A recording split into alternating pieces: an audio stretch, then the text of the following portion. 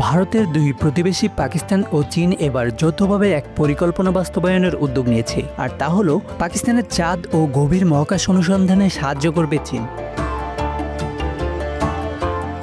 আরেকটু বিস্তারিত বললে, পাকিস্তানকে মহাকাশ গবেষণা, নভোচারী প্রশিক্ষণ এবং পাকিস্তান স্পেস সেন্টার প্রতিষ্ঠায় সাহায্য করবে চীন। এই প্রকল্প কেবল বৈজ্ঞানিক নয়, আঞ্চলিক কৌশল ও অর্থনৈতিক ক্ষেত্রেও গুরুত্বপূর্ণ প্রভাব ফেলতে চলেছে। এই প্রকল্পের মাধ্যমে চীনের ইন্টারন্যাশনাল লুনার রিসার্চ স্টেশনে পাকিস্তানের অংশগ্রহণ নিশ্চিত করা হয়েছে।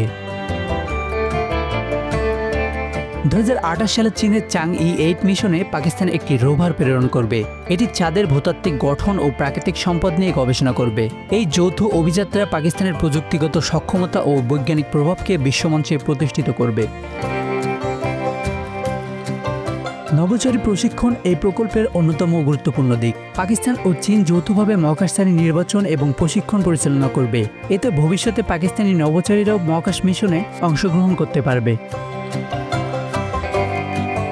পাকিস্তান স্পেস সেন্টার গঠিত হবে গবেষণা, প্রযুক্তিগত উন্নয়ন ও সামাজিক অর্থনৈতিক অগ্রগতিতে গুরুত্বপূর্ণ ভূমিকা রাখার জন্য।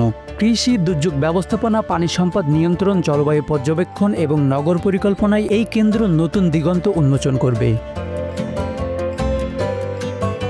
পাকিস্তান ইতিমধ্যে 2025 সালে রিমোট সেন্সিং স্যাটেলাইট 1 উৎক্ষেপণ করেছে, যা ভূপৃষ্ঠ পর্যবেক্ষণ ও প্রাকৃতিক দুর্যোগের পূর্বাভাসে সহায়ক হবে। চীনের উন্নত প্রযুক্তি ব্যবহার করে পাকিস্তান স্যাটেলাইট নকশা, উৎপাদন ও মহাকাশভিত্তিক ইন্টারনেট সেবা উন্নয়নের ক্ষেত্রে অগ্রগামী হবে। প্রকল্পটি আঞ্চলিক রাজনীতিতেও গুরুত্বপূর্ণ প্রভাব ফেলতে পারে।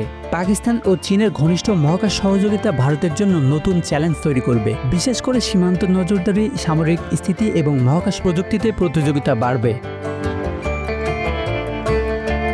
অর্থনৈতিক দিক থেকেও প্রকল্পটি গুরুত্বপূর্ণ। পাকিস্তান 2025 থেকে 2026 অর্থবছরে মহাকাশ ও উচ্চ বায়ুমণ্ডল গবেষণা কমিশনের জন্য 131 বিলিয়ন রুপি বরাদ্দ করেছে। চীনের প্রযুক্তি ও উৎক্ষেপণ সহায়তার মাধ্যমে পাকিস্তান নিজস্ব মহাকাশ সক্ষমতা বাড়াতে সক্ষম হবে।